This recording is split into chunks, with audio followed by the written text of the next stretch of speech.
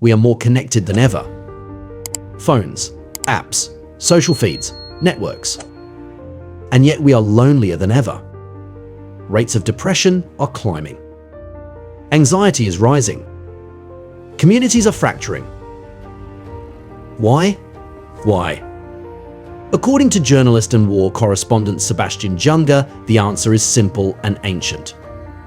We are wired for tribe, for shared struggle, mutual support, and belonging. And modern society has stripped that away. In Tribe, on Homing and Belonging, Junger explores why so many people feel out of place in the modern world, why soldiers miss war, and why the greatest human need might not be safety but connection. This isn't just sociology. It's a mirror held up to a society that's forgotten how to live together. Let's look closely. Chapter 1. The broken contract of modern life. Modern life promises comfort, freedom, and independence. But Junger shows us the cost. We live in big houses but feel isolated. We earn more but trust less. We have privacy but no shared story. In tribal societies, survival depended on interdependence. Everyone contributed, everyone belonged. Status came from helping the group, not beating others. But today, success is often individualistic, competitive, and isolating. We've gained convenience but lost community. And the body knows it. The nervous system knows it. The soul aches for it. Chapter 2. Why soldiers miss war. One of the most startling insights in Tribe is this. Many soldiers miss war, not the violence, but the camaraderie. In war, life is stripped to essentials. Every decision matters. You rely on others and they rely on you. There is purpose, urgency, brotherhood. Returning home, many veterans report feeling disoriented, depressed, and disconnected. It's not PTSD alone. It's grief for the intensity of tribal life where belonging was automatic. And what they come back to is a society of strangers, a culture of individualism, a system that doesn't need them anymore. We often fail our veterans not just with resources, but with community. Chapter 3. Affluence and the anxiety of independence. In wealthy societies, independence is worshipped. But Junger asks, at what cost? People in tribal cultures often score higher on psychological well-being. They have fewer cases of depression, lower suicide rates, less loneliness. Why? Why? Because they are embedded in each other's lives. In contrast, modern people eat alone, work alone, age alone, struggle alone. We've been sold the dream of being self-made. But that dream can become a nightmare of disconnection.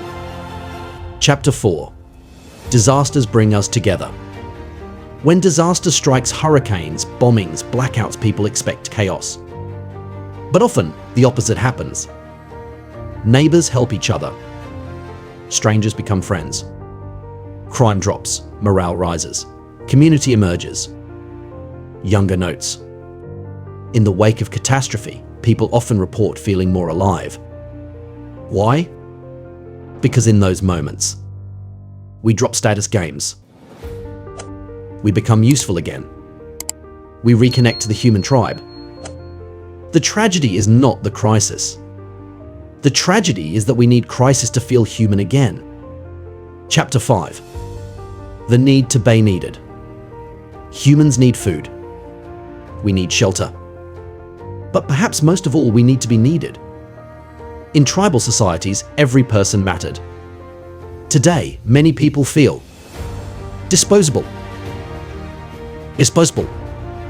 invisible, redundant.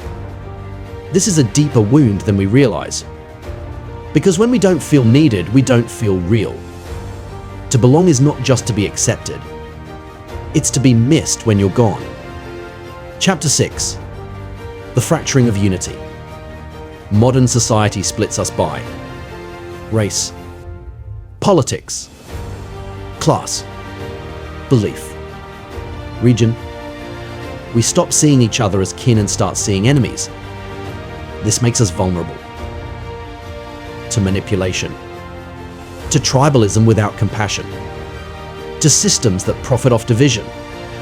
Junger warns real tribes are built not on identity but shared sacrifice.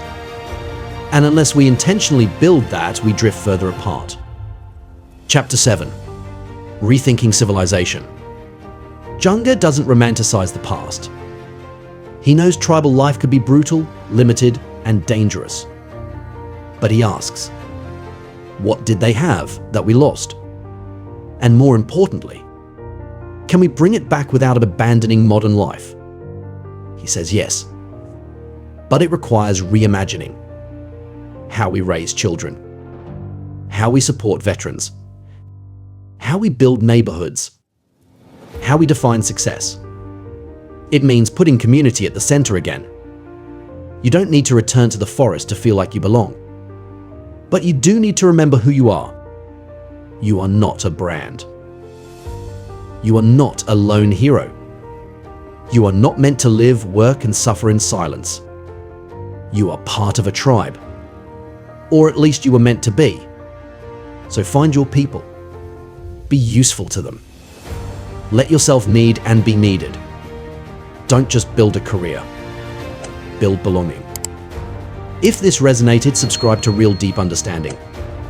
Because here, we're not just chasing ideas. We're coming home to each other. Like this if it reminded you of what you've been missing. Comment what's one way you're going to reconnect with your tribe or create one. Share this with someone who feels alone and needs to know. It's not weakness to need others. It's human.